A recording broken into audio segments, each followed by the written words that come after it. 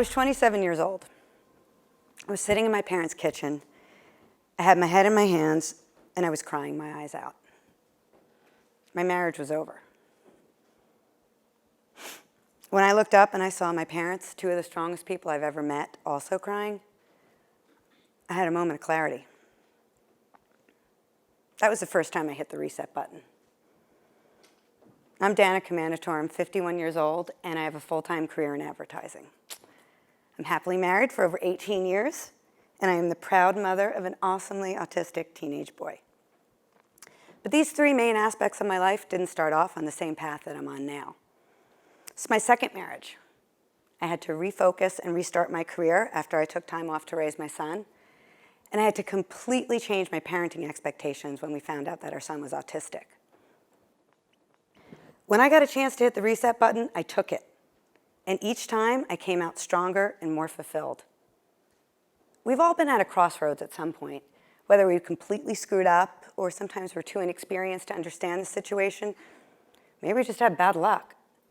It's crucial that you recognize you're going in the wrong direction and figure out how to get yourself on the right path if you want to reset your life.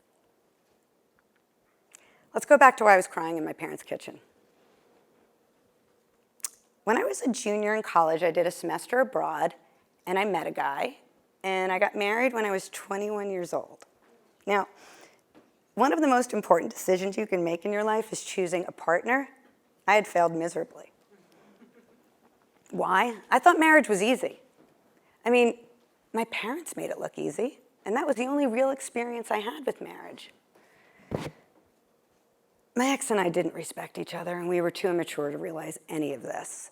There was so much drama and so much fighting. After about 7 years, we figured we did enough damage, and we called it. But when I saw how my actions affected my parents, I knew I never wanted to make them feel that way for me again. It was time for me to reset. So after the divorce, I moved in with my best friend from high school. Spent a lot of time on her couch, smoking cigarettes, drinking coffee, and just thinking. I made mental lists of what I wanted, and I figured out what I didn't want. I knew I had to find somebody that wanted the same things that I did, and I had no interest in trying to convince somebody to want to buy a home or start a family. If I was going to commit again, my partner had to want these things just as much as I did. July 11th, 1998. That was the day I met my second husband. All right, I didn't know that at the time, but I knew what questions to ask, and I knew I was ready to move on if I didn't like the answers. But after a short period of time, it became clear that we were on the same page. And over time, we realized that we were much better together than we were apart. We were truly in love.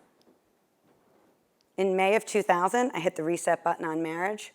18 years later, no drama, no fighting, and we're still in love. Now, my parenting expectations and my career path are kind of intertwined. After a series of dead-end jobs, a friend of mine introduced me to the world of advertising in the late 90s. I got a job at a small agency in New York City, and I loved it. It was great. I didn't really get the big picture of advertising, and I wasn't sure what I was capable of achieving, but I had fun. I let other people tell me what to do instead of me leading myself.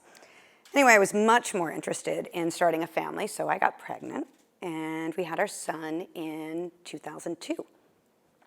And my husband's career as a voiceover actor at the time enabled him to stay home with our son, so I went back to work.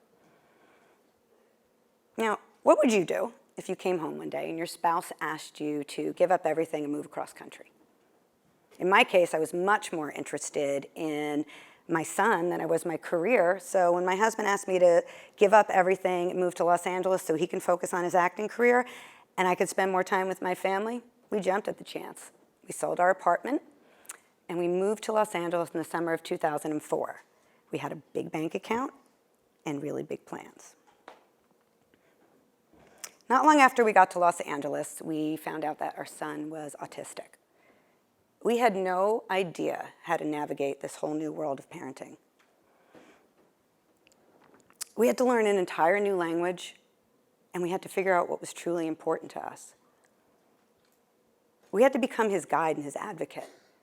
We even reached out to autistic adults for advice. And what we realized is that what our son needed more than anything else was our love, our respect, and most importantly, our acceptance.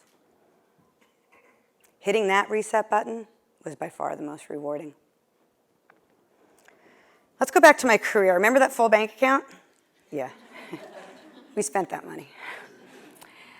It was time for my son to start school, and it was time for me to go back to work. But this time it was different. I had a new motivation. It wasn't about me, it was about my family.